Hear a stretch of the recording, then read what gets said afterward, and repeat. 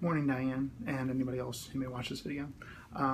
So Diane, I wanted to respond to one of your questions, specifically the second one that deals with Cormier's text and how it can be viewed as a neorealistic text, especially the end of the text. Of course, I wrote on this question as well, and I liked a lot of the things you had to say, and I don't have anything to refute, but I wanted to make some additional comments based on what you said and based, of course, what's in Elaine Wu's article that she wrote for the LA Times. One of the things that you mentioned, Diane, early on was that this text, of course, can be classified as a neorealistic text.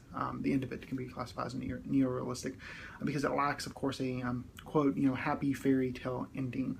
And that's very true of this text. We a lot of times as readers, all of us, even now, even though we're in graduate school, tend to like that happier ending. If the text ends on a good note, we tend to appreciate that and like that. But that isn't always the way that it happens, and that's just life, which again goes back to what Cormier really does in this text. One of the things that Elaine Wu stated in her article was that there were no happy endings in Cormier's world, and an approach that helped him make his best-known book, The Chocolate War, a modern classic, as well as a favorite target over the last decade of campaigns to ban certain books. And of course, a text like this that doesn't have a happy ending, many parents, many administrators may not like that because we tend to like our world to be sugar and spice and everything nice, and that's just not the way that it is. So I appreciated that you pointed out that it doesn't have a fairy tale ending, and of course, because neorealism does deal with the real, raw grittiness of the world, and it tends to not shy away from that, that's, of course, it goes right in line with what you stated here. You also stated that this text can be neorealistic in the fact that it doesn't really have an identifiable climax and or resolution. I would agree with you to a certain degree about the climax. I don't really think we get much of a climax with this text, but I would say that we do get an identifiable resolution.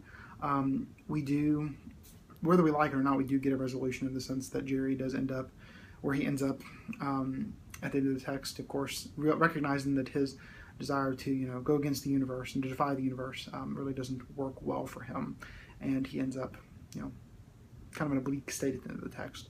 And even though Archie doesn't get what he deserves, Brother Leon doesn't get what he deserves, we do get a resolution there that ultimately they both kind of get away with what they get away with, of course the hopes as readers thinking that eventually their actions will catch up to them. So we do get a resolution, but it's not quite what we would want.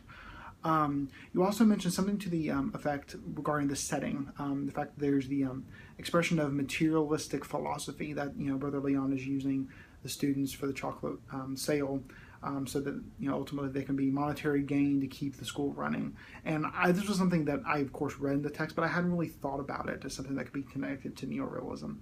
And again, first of all, it is very bleak. I mean, you wouldn't think to use people in that sense, but it happens all the time in our world today, which goes back again to what Cormier really is doing with this text, and of course kind of what Elaine Wu references in her article, what he does with all of his texts. He doesn't really shy away from dealing with the world as it is. One of the quotes that's here, and I believe Wu stated it, was that Cormier, wrote of mental illness, promiscuity, suicide and murder. His young protagonists are bullied and bloodied in the grim struggles for identity and moral ground that purposely evade tidy, upbeat endings.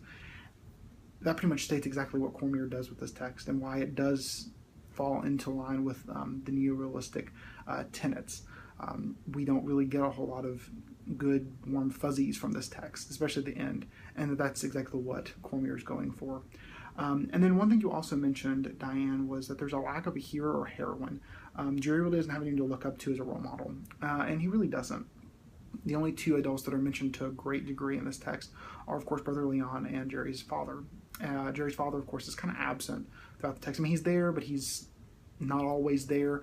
I would at least say to a certain degree, because he's very much run down by his own life, trying to keep up with work, trying to keep Jerry's life and his life running as much as he can, and it's very difficult for him to do it.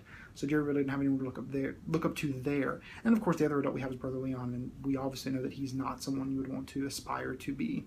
So Jerry pretty much has to forge ahead with his own notions about the chocolate sale and trying to make his own path ultimately. And ultimately, the text kind of shows that him trying to make his own path doesn't really work very well for him. The idea that there's a lack of a hero, there's no support for Jerry, and he kind of has to go out into the text, go out into his own journey on his own. Cormier ultimately, is ultimately just in this text reporting what really happens. He's not trying to glamorize what Jerry's doing. He's just kind of showing what really is occurring in the text, and that's very appropriate for Cormier. One of the things that one of the people that we interviewed for this article stated, it was Patricia J. Campbell. She stated that, quote, the reason Cormier was so groundbreaking was that he dared to be honest about darkness and unhappiness, about obstacles that exist in life. And of course, later on in Wu's article, it states that the Chocolate War was rejected by several major publishers before it was finally accepted. And of course, that was when Cormier chose to classify it as young adult lit, which I think this text, even though it is kind of bleak, even though it does speak to does have a neorealistic ending that is very bleak and very gritty, I think this text is very appropriate for young adults. I think they need to have this. They need to be able to read literature like this that can show them, the world can be a very great place, but at the same time, you also have to deal with things that are not so great and are not as ideal as you want them to be.